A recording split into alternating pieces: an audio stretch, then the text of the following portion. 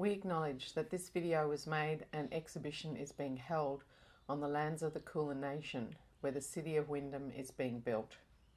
We pay our respects to their elders, past, present and emerging, and to all Aboriginal people. Hello. In these extreme times of uncertainty and concern, we're thinking of the most vulnerable people across the world, as well as those in our community, and sending a message of strength and support.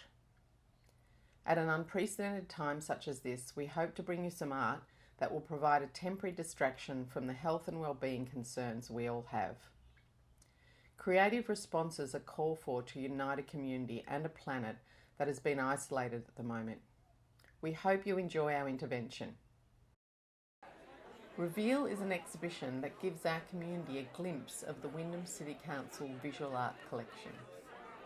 Our collection has grown over the last 8 years to include an array of works by emerging local artists as well as prominent contemporary Australian artists.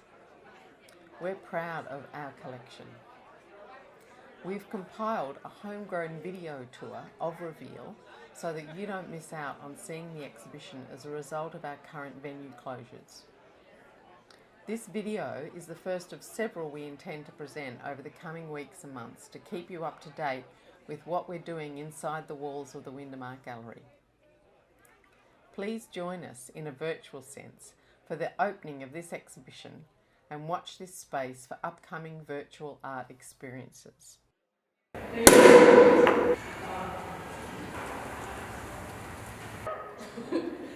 Welcome to the opening of Reveal. We're really sorry that you can't be with us, but we're toasting you and we're providing this tour, virtual tour, with virtual bodies, as you'll see. So please watch the video and hopefully it'll all come back together again at some point in the future and we'll be able to celebrate. When you first enter the exhibition from coming up the stairs, you're greeted by these two beautiful portrait pieces behind me. The one here on my right is a Mirka Mora and one on my left is in Helen Pelikaris. Oh, was that correct? Yep. Okay. They're really beautiful examples of portraiture and kind of a very different style that you wouldn't be used to. So Mirka Mora's is really loose, it's got ink, and it's bringing in a really emotive sense through the eyes, which is mirrored in Helen's piece, which this is actually the center panel of a triptych. This work by Kajara Butler was the winner of the 2016 Wyndham Art Prize. We were privileged to have Kajara come down for the Kimberley to receive the prize in 2016 at a big celebration opening of the Wyndham Art Prize. This beautiful large format photograph to the right of me is by Leilani Fuimaono, and it's a gorgeous piece. What I really love about it is that it's kind of reflecting on the history of portraiture and that it was kind of laid out of what you would expect of a society portrait, something like a sergeant. You know, it's a beautiful woman, she's got a gorgeous dress, the background's very luxurious, she's holding a symbol of wealth, but there's a lot else going on in here. So the fact that it is a beautiful woman of color instead of, you know, the white rich woman. Fiona Hall is one of Australia's best known artists. She represented Australia with Wrong Way Time at the 56th Venice Biennale in 2015. Her work, Cross Purposes, represents the intersection between Britain and Australia since colonisation. The work is a lithographic print of an Australian £10 note crossed with an English note of the same denomination. Okay, so here we have Robert Chirnside, who's one of the famous Chirnsides from the Chirnside Mansion. And he's hanging above the Saw, which is by Stephen Weller, who, this was actually in the very first exhibition we had in the Wyndham Art Gallery. His work was about trees and obviously cutting them down, which was a lot of what happened after the Chirnsides moved into this area. Michael Cook is one of Australia's prominent Aboriginal artists. He has used photography to disrupt our perspective on colonisation, using poignant images that often include humour. The two large-scale photographs you see here are from his series titled Invasion. Cook says he started out with Alfred Hitchcock's famous film Birds in mind, and his image in this photograph shows people fleeing giant sulphur-crested cockatoos as they emerge from a London underground. He photographed real animals in the zoo for these shots and involved a cast of 50 people and 8 months in production for the entire series. UFO possums shows our furry friends as a threat riding in on flying saucers. Michael Cook says, if people understood the history better, they would understand the disadvantage that many Aboriginal people live with today. This is a work by Ricardo Pereira, who's another local artist. It's called A Head Full of Memories, Resting on a Memory Foam Pillow. So Ricardo has quite a sense of humour here because the pillow is made of limestone and the head is actually carved very beautifully out of hewn pine. Hewn pine is a product that now is quite rare and it's very special, very precious. It comes from Tasmania and a lot of it has been logged out. So it's a very beautiful work. We also have another sculpture by Clive Gono, who's a local artist as well. This is a really beautiful piece. It's called Bonding Relationships, and it's two heads, obviously, it's sort of bound together in, as I think I wrote in the catalogue, is a bit like a Gordian knot. So it's sort of, it's a nice comment on relationships and how interdependent they are. When I started as a curator at the Wyndham Art Gallery, there was a lot of these works that were from an era when they had very big gold frames. They were from an era which once upon a time we used to call them chocolate box paintings, because they were the sort of thing you'd see on chocolate tins or chocolate boxes. We had them all reframed in a more contemporary way and then added them to our collection, which we've since compiled a really fantastic exhibition including a lot of contemporary artworks. So this is a very technically beautiful but particularly stylistic painting. Here we have a selection of part of our series, The Sea Change. This is by Penelope Davies and they're constructed out of latex and plastic.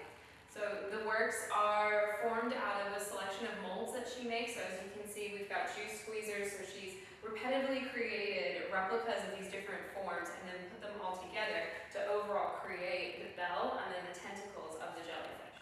What's really interesting about the Sea Change series is that the title is about sea change and it's about the waters and our environment changing. So interestingly enough, jellyfish are really connected to their environment in that way, and that the blooms have gotten significantly larger of the jellyfish as our sea temperatures have risen. And this is an effect that's caused by the polyps that I don't want to call them like an egg that's laid, but it's what they start growing out of until they get to this inducive phase. Art versus Sport here on my right is also a commentary on climate change, especially as it deals with the marine environment. We see two figures playing badminton, and as the film progresses, the tides coming in is what's, we're physically watching, but it's a commentary on how things are changing in our scene, in our environment, and we're continuing to act like all's well and all's normal, and let's just go play sport as usual. So this work is by another local artist, Kathy Vafiadis. Kathy's been an artist in Wyndham for a very long time. She's part of a sort of collective of artists who have been around for a long time, before there was a much bigger arts community in Wyndham. Kathy did this work, and I can't tell you the date off the top of my head, but it's a portrait of Joan Ryan. Joan Ryan is the local member for Laylor and is currently today. This work behind me is called Altona. It's by Dr. Anne Scott Wilson. She did this work after a series of works that she did, actually that was part of one of our very early exhibitions at the Wyndham Art Gallery, where it was called Experiment, and she and another artist, Maren Trevethan, were invited to come into the gallery without any brief to see what would happen with artists when they get the chance to experiment and just play and see what comes from that. She took the lens off her digital camera and put a lens cover on it with a pinhole in it, like the old-fashioned pinhole cameras. So it was like a high-end digital version of a pinhole camera. And then she took a whole series of photographs that were playing around with the sort of accidental movement of the camera and also the lighting. So some of it was accidental, some of it was really well orchestrated, as was the Altona shot. Kylie Stillman's work, called Remains, was collected when she was still a local artist. It's a compilation of trashy SVU or Sweet Valley University novels about love and heartbreak, used as a canvas for her beautiful image of a leaf that has been cut page by page into the facing pages of the book. This can only be seen when the books are left in a pile, as they would be if remaindered in a bookstore. The irony of the work is not lost on the viewer that the out-of-date and seriously rubbishy texts have been printed on the paper made from trees whose carved leaf is what remains. So over here we have Camille Hanna's work that won the Wyndham Art Prize in 2018. It's a very beautiful work. She is now a rising star exhibiting all over the world, and it's actually done on perspex. It's a domed piece of perspex, and she paints from the rear of the perspex. So it is actually painting. She's influenced a lot by the sort of brushstroke and the work of the old Renaissance artists, and the sense of brushwork is really what you see in this painting, and very beautiful colours as well. Painting something in reverse is a real talent in itself, because you have to paint what would normally be your last stroke first. I heard it on the train ride to my partner at the time's house, actually, and I was just like, that's so mind-boggling to me that it just like, it was happening in a conversation that nobody really paid attention to, and it was so normal. But then like, even like when I played it to her and like my other friends, like we all clicked straight away and kind of like laughed it off in like a really sad, hurt way. And I was kind of like, isn't it interesting that things like this are so normalized and we're conditioned to just have to accept it and go through it and see it as, you know, as it is or whatever. And any remote form of emotional reaction is seen as invalid. And I was like, how would we actually listen to it? So I was like, I'm gonna play it for everybody, and we're gonna go on a car ride. And that's kind of like where the idea came from. And I'm like, let's just feel what you feel as we drive. So you were actually playing it while you were driving. Yeah. I thought you might have just used it as this. Oh, that's great. So those faces. Oh, for real. For real. Yeah. Martin Luther King used it in his I Have a Dream speech. Oh, good. It's a different thing. An African American saying it, though, is it not? No, it's fine to use. Okay, well, Mark? Well, Carl, Jackie did call for the senator to resign because he'd used the word Negro, which is just absurd in that where's the offence in such a word? Back in the 70s and 80s, Negro was actually a respected, dignified alternative to really racist terms like nigger and darky. So I must have missed the memo somewhere in the 90s, or more recently, as to when Negro became unacceptable. You think Negro's okay? Well, you know, I'm happy to make my weekly donation to Australia's outrage industry by saying Negro, Negro, Negro. Okay. And beyond that, I've found out that at the ABC you can't use the word Aborigine. It's now got to the absurdity of policing political correctness in Australia, that at the ABC they can broadcast the word sea-struck, which is as ribald as it comes out of the mouth of Michael Lawler on Four Corners, but they can't use the word Aborigine. Well, this is totally out of control. I personally find you using the term Negro offensive. Well, I missed the memo. When did you get the memo? Well, tell me the date when that became offensive. Do you want to have a... Do you want, in the 60s? Yeah, the Black Power movement said that that was no longer the way that black African Americans should be referred to. Are we okay with the definition? Are we all right with the definition out of the Oxford Dictionary then on what Negro means? Are you okay with that? Well, Carl, I could walk through any street in Western Sydney and no one would find Negro offensive. I don't think that's true. And who are these unelected, self-appointed people who've decided that we all need to speak like them? So one of my favorite pieces that I came across while pulling out the Civic items was this very curious and odd little elephant carving. Now once I pulled it out of the box, I honestly kind of lost some of its mystique. It actually is what I researched a little bit, and it looks like it's a kind of a typical souvenir that you would pick up while you were traveling in Malaysia. But when it's presented in its gorgeous red velvet box, I just feel like it has this kind of special treasure-like quality to it. And you know, opening it, I kind of felt like Pandora, and I was like, oh, what is that? And as you get in closer, you actually see there's a smaller little elephant on the inside of the bigger elephant, and it's just kind of caught my whimsy. The Civic Collection is a really kind of a curious collection, and like an interesting add-in to our overall Wyndham collection that features not only their contemporary and historical works. So Civic Collection is a bunch of objects that we've kind of just accumulated over the years. So they're either things that we've been given directly by Sister Cities as part of the Sister City project, which is all about engaging with global cities that have same ideas about wanting to interchange both education, cultural, and kind of financial economic goals, and how working together internationally can really strengthen those kind of relationships and outcomes. But the other pieces are actually just gifts that have either been given to the organization as a whole or to different individuals, but of course, you know, they can't be accepted as a personal item. So instead, they just become part of the city's collection of odd items. This is a really beautiful portrait by a young artist in Wyndham, Emmett Davies. It's a very incredibly detailed pencil portrait. When you look at it close up, you can see every pore, and it's actually a portrait of his father, and it's an acknowledgement of his father because his father's really supported him in his art career, and he really wanted to do a drawing of his father to thank him for supporting him. It was also the winner of our very first local emerging art award, so Emmett is the inaugural winner of that award. And then also on my left here is a beautiful photograph that's part of a series of photographs done by Aubrey Comden. And he did a really fantastic series of work of photographs of both the gardeners and the market gardeners and the fishers down at Werribee South. The works behind me are really interesting because they both feature the local architecture of Wyndham, but obviously very different styles of architecture and represented in very different ways. So the traditional version we have kind of over here is the Werribee Mansion. It's all its splendor and grandioseness by Gay Bonham. So it's a beautiful watercolor piece, and it's very traditional in its style and its mien, and it really just kind of captures the elegance of the building. On my right, we have something that's a little bit grungier, a little bit more urban. This is just something that you would see on the side of your street, but the water tower is always recognized as being a big, kind of iconic landmark here in Wyndham. Now the work is very interesting because it's not done by one artist. It's actually a collaborative piece by a group of community members that met together with lead artist Jessie Deane, who is a needlepoint expert.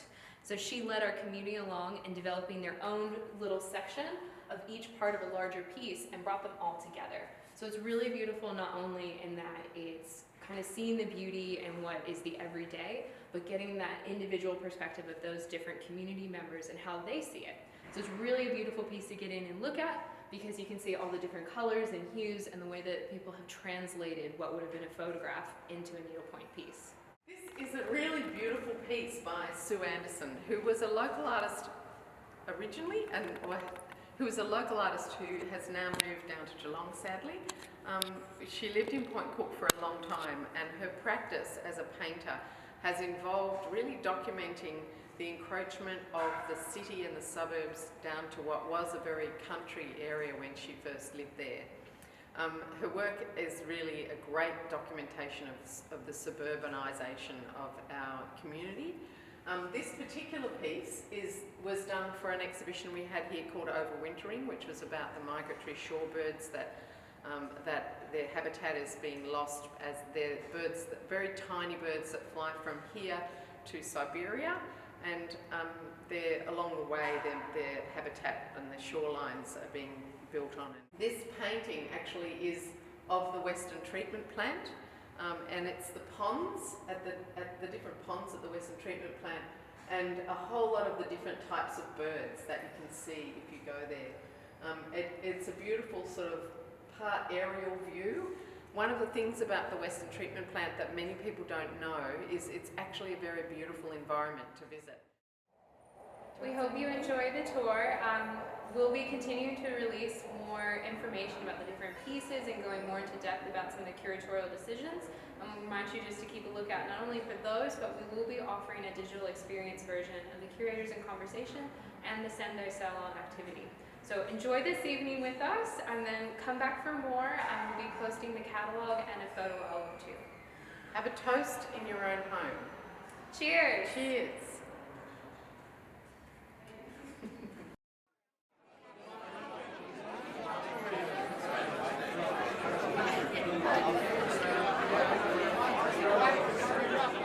Are you still here? Why don't you join us outside to look at our fabulous Ash Keating mural we have outside the building? Ash Keating is a well-known Australian artist. He did his very first version of this on the side of a massive factory wall out in Deer Park, and because it was sort of located in the west, we decided to commission him to do a similar thing on the side of our cultural centre wall.